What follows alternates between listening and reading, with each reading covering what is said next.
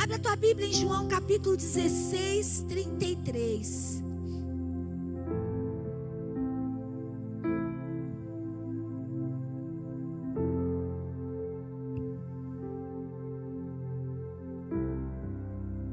João 16, 33 diz assim: eu lhes falei tudo isso para que tenham paz em mim.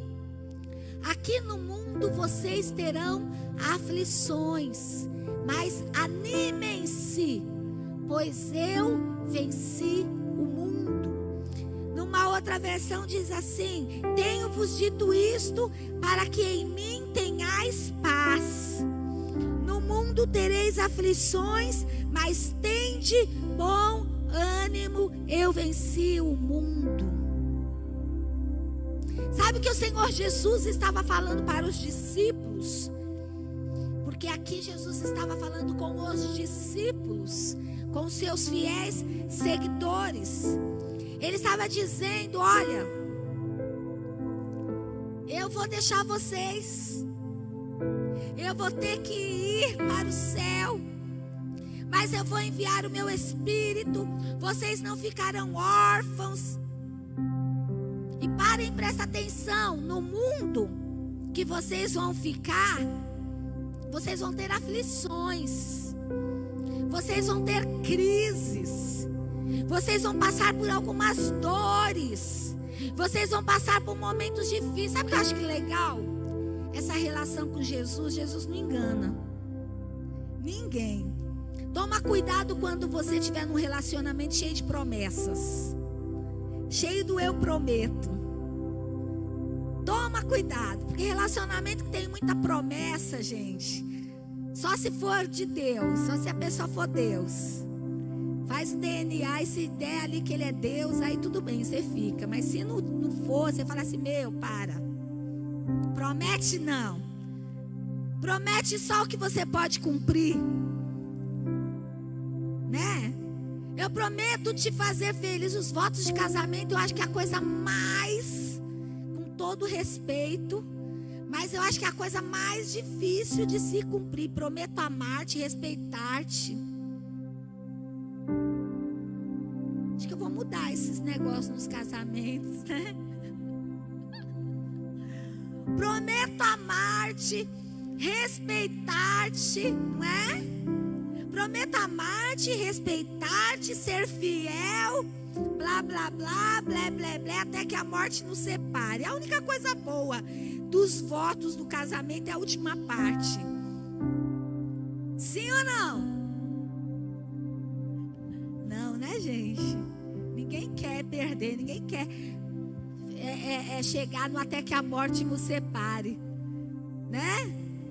Mas quando começa ser desleal, quando, sabe, começa a tratar mal em vez de respeitar, né? Parece que você começa ali uma torcidinha, quem vai primeiro? Não é para se pensar? Não é um negócio assim que a gente começa a pensar e falar assim: gente, quem que inventou isso? Quem que inventou voto de casamento? Será que era casado? Será que casou? Será que ele propôs ali um desafio? O que será? Qual foi a proposta dos votos de casamento? Eu me preocupo muito com promessas. Eu me preocupo demais quando as pessoas começam a prometer, porque quem vive na humanidade não cumpre o que promete. Quem vive segundo a sua humanidade, segundo, queridos, a sua vontade, dificilmente vai conseguir honrar, dificilmente vai conseguir cumprir. A pessoa precisa ter um caráter, em primeiro lugar, excelente. E em segundo lugar, precisa ser muito de Deus para poder cumprir aquilo que promete. Porque é desafiador não quebrar promessas. É por isso que a palavra de Deus fala que é melhor não votar, não prometer, do do que prometer e não cumprir. Porque uma das crises da humanidade é com o outro. Por que você está em crise com o outro? Porque o outro me feriu. Porque o outro não cumpriu o que prometeu. Porque o outro me lesou. Porque o outro não respeitou. Não me senti amado. Não me senti cuidado. Não me senti protegido. É uma fala. É uma fala que a gente ouve comumente, queridos, na vida das pessoas. Que em algum momento eu também já falei, não me sentia, sabe, não me sentia assim, não me sentia assado. Por quê? Porque nós somos muito almáticos. Nós temos uma alma que busca suprimento. Jesus estava ali conversando com seus discípulos e os discípulos estavam ali. Por favor, Senhor, para onde nós iremos? Se só tu tens as palavras de vida eterna, né? O desabafo de Pedro. Eu não vou deixar o Senhor ir para a cruz. A crise nos leva, queridos, a lugares de cegueira. Para onde eu irei? O Senhor Jesus tinha acabado de falar para Pedro: estou enviando meu Espírito. Vocês não ficarão sem pai. Porque a palavra órfão, ela se refere à paternidade. E Jesus estabeleceu, através do Espírito de Deus, a paternidade espiritual para o homem. E a mulher, só um amém, aleluia.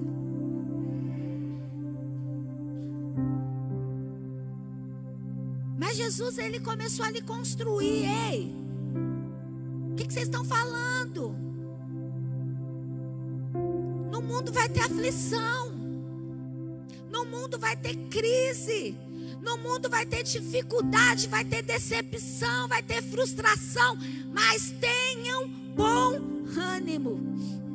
Eu venci o mundo. Você pode caminhar no lugar aonde a crise vai te levar, ou você pode caminhar no lugar aonde a tua fé vai te levar nessa crise.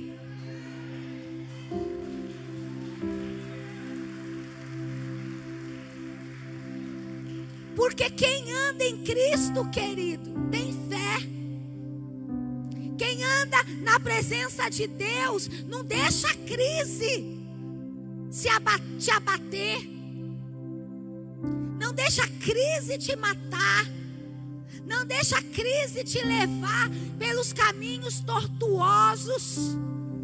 Mas te leva para os caminhos onde vão te aproximar mais de Deus. Mais da presença de Deus. Por isso Jesus disse: tenham bom ânimo. Eu venci. Jesus venceu.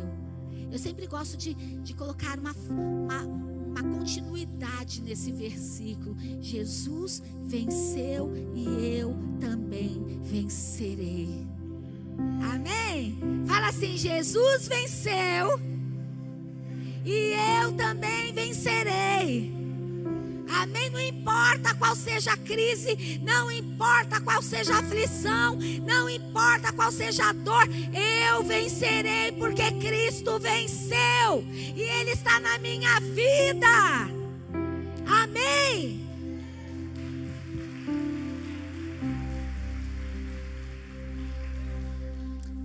Tem um texto que eu não vou ler esse texto todo, porque eu conheço muita história e eu vou comentar ela um pouquinho para vocês. Está lá em 2 Reis, no capítulo 4. 2 Reis, capítulo 4, do versículo 8 e em diante, conta a história de uma mulher que morava na cidade de Sunem. E ela é conhecida na Bíblia como a mulher sunamita. A mulher sunamita era uma mulher rica, era uma mulher de posses, era uma mulher que, segundo a palavra de Deus, ela não tinha necessidade de nada na vida dela. E ela morava numa boa casa, e ela morava num lugar muito bom. E ela começou a perceber que sempre um homem de Deus passava pela cidade dela. E ela olhava para aquele homem, debaixo daquele calor, debaixo daquela terra árida que Sunem tinha. E ela falava assim: eu preciso cuidar desse homem. E um dia ela chegou neste homem chamado Eliseu. Vejo que o Senhor é um homem de Deus e sempre está passando por aqui. Entra na minha casa, lave os seus pés, coma o pão,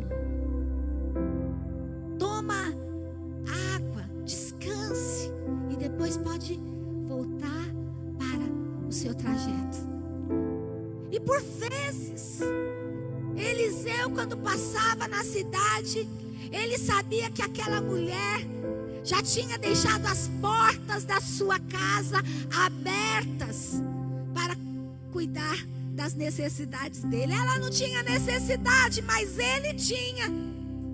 E ela enxergou que ela, tendo tudo, poderia suprir a necessidade daquele homem de Deus. Certa vez, ele passando por aquela cidade novamente, ao ir embora, ela chama o marido dela. E ela fala assim, vou falar como eu falo com meu marido, tá?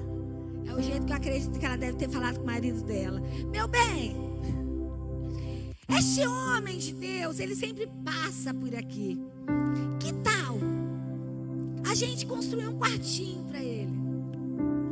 Que tal a gente, além de dar o pão, de dar a água, de dar o descanso, a gente ter um lugar apropriado para que ele possa vir, para que ele possa deitar, para que ele possa passar a noite, para que ele possa fazer mais de uma refeição, para que ele possa tomar um banho. E o marido dela,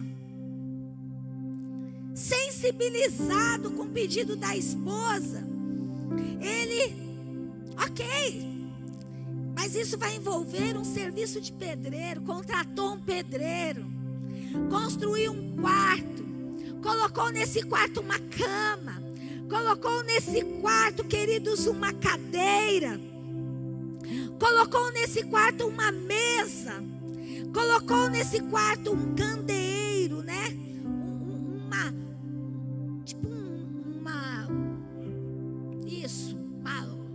Isso. Tipo um abajur, né? Que na época não tinha iluminação.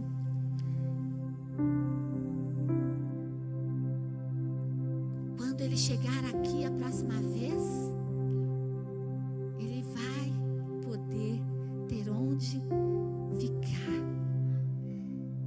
Sabe, queridos, eu quero dizer para você que essa mulher, ela percebeu a unção, a fé e a autoridade de Deus na vida do nosso grande profeta Eliseu. E ela, sendo uma mulher sábia, ela envolveu o marido dela num grande lugar, o lugar de cuidado com a casa de Deus, com o homem de Deus, com o profeta do Senhor. E sabe, queridos, nós vivemos hoje um grande desafio, que é o desafio de nós olharmos, de nós voltarmos a olhar para a casa do Senhor, de nós voltarmos a olhar para os homens que são de Deus, de nós voltarmos a honrar, a ter honra com a casa do Pai, a ter honra com os nossos líderes. Eu aprendi muitos anos atrás, neste lugar, a honrar os meus profetas, a honrar os meus profetas. Quando o profeta vem pregar aqui na igreja, eu e pastor Alex, a gente já separa as nossas ofertas. Eu contei aqui a experiência que nós tivemos, né? Que o pastor orou por um rabino messiânico, um homem de Deus. E eu fiquei toda, meu Deus, ele pôs a mão na cabeça. Porque é um lugar de autoridade.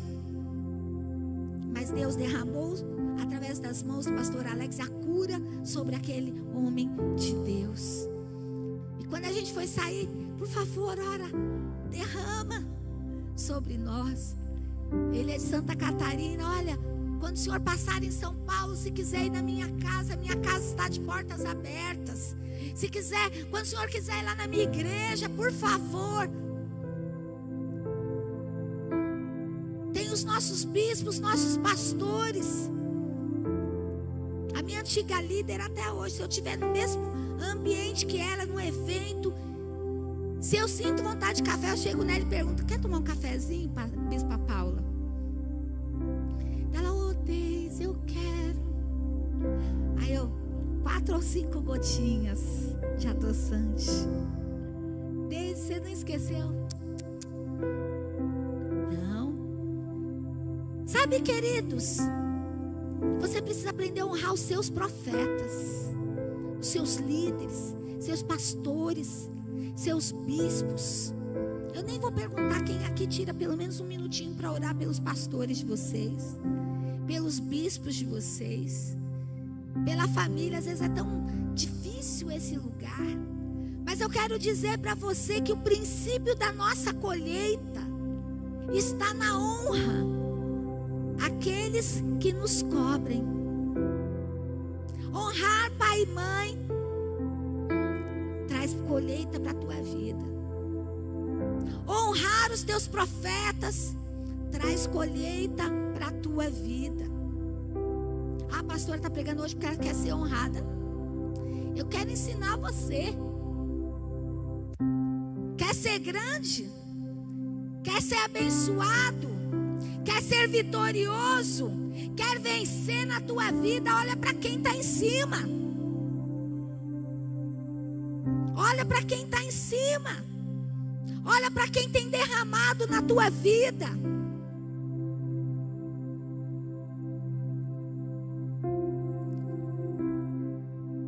Então esse é um tempo que Deus tem nos levado a olhar, querido, para o lugar de onde vai vir a proteção e o milagre para a nossa vida. Amém? Quando você prepara o quarto, a cama, a cadeira, a mesa e o candeeiro para o profeta, querido, dentro da tua casa, não tem como você não ser honrado e abençoado. Essa mulher, ela abriu a casa dela. Ela abriu a casa dela. E o profeta olhou e falou assim: o que você precisa? É um princípio, querido. Quem planta, colhe. O princípio da colheita está no que você tem semeado. Quem planta vai colher. Se você não plantou, você não colhe. E o profeta perguntou: o que você precisa? Eu não preciso de nada. Mas o discípulo veio e falou assim: ela não tem filhos. Ela precisa de um filho. Porque o filho, na cultura judaica, ele representa, queridos, né, uma prole. Ele representa proteção. Ele representa o cuidado para a mãe. Se o pai morrer, é o filho que vai cuidar da mãe. Eles são educados. A gente vê muitos filhos hoje que não tem esse lugar de cuidar, de querer amar.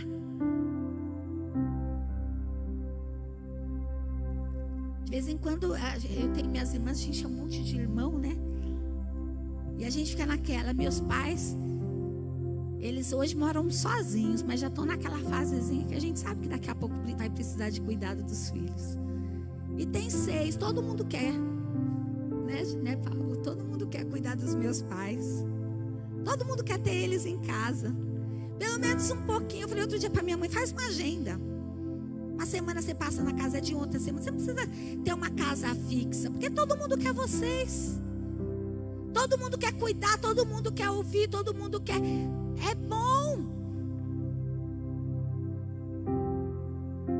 Nós temos as nossas, resolvemos, sabe, as pendências que às vezes surgem entre pai e filho, entre mãe e filho, tem pendências. Mas quando você resolve e quando você entra na palavra, você fala assim: não, eu tenho que honrar, eu tenho que abençoar, eu tenho que cuidar, eu tenho que zelar. Eu tenho prazer de zelar, de cuidar, de honrar. Às vezes eu falo para minha mãe, chego lá na casa da minha mãe: ó, mãe, dinheirinho pra você fazer a feirinha, não fala para as meninas que eu dei, não.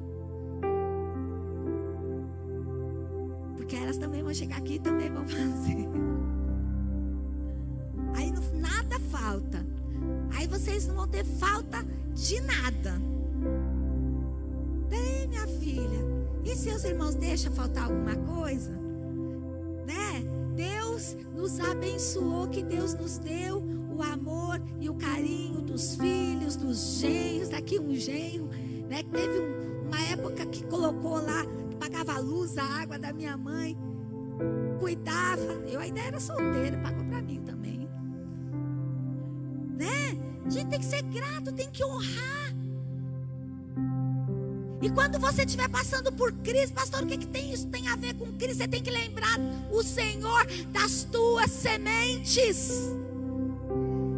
Você tem que lembrar o universo. Você tem que lembrar o mundo espiritual que você plantou. E se você plantou, você é digno de colheita.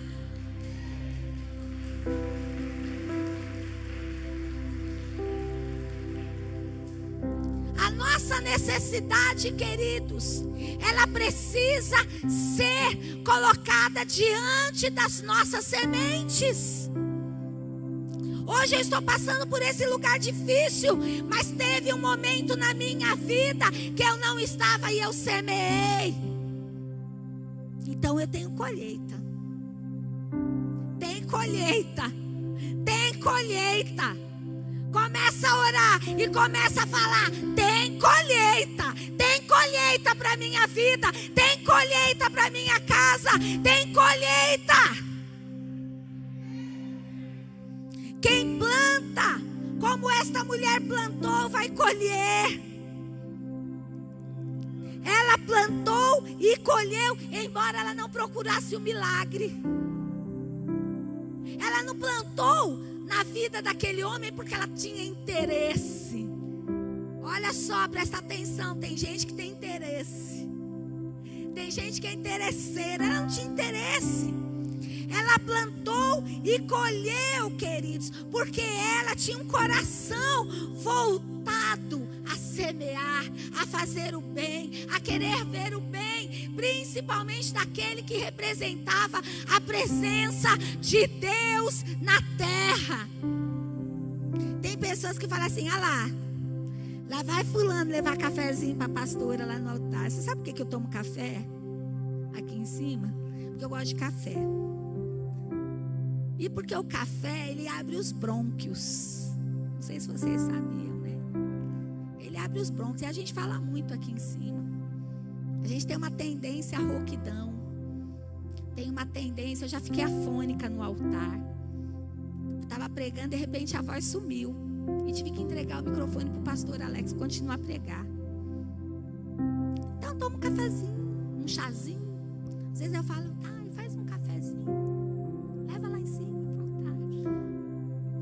A nossa vida, queridos, é tão corrida que às vezes a gente não dá tempo, às vezes, nem de fazer uma paradinha para um cafezinho. Nunca diga que a pessoa que está servindo um café, uma água para um profeta aqui em cima do altar, uma aguinha, né, dos profetas, é puxa-saco.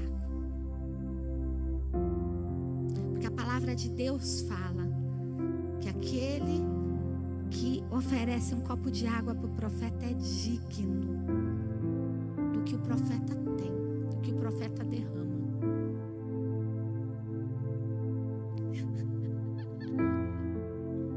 Quem aprendeu o princípio da semeadura vive grandes colheitas. Você quer viver, queridos, a plenitude de Deus nessa terra? Começa a semear. Começa a semear. Seja bom nas pequenas coisas da tua vida. Mude as tuas sementes. Na tua fala, nas tuas ações, na tua atitude.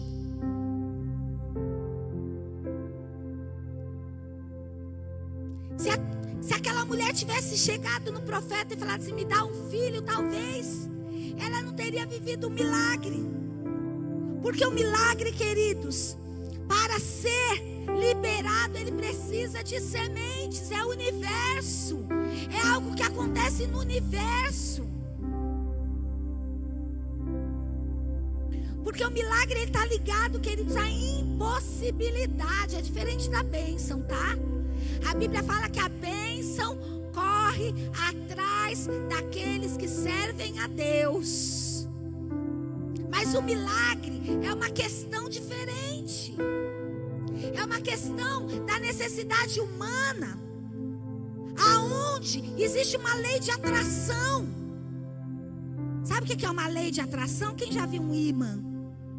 Né? O ímã, quando ele encontra um ferro, quando ele encontra um objeto ali de ligação, ele atrai. Assim são os milagres na nossa vida.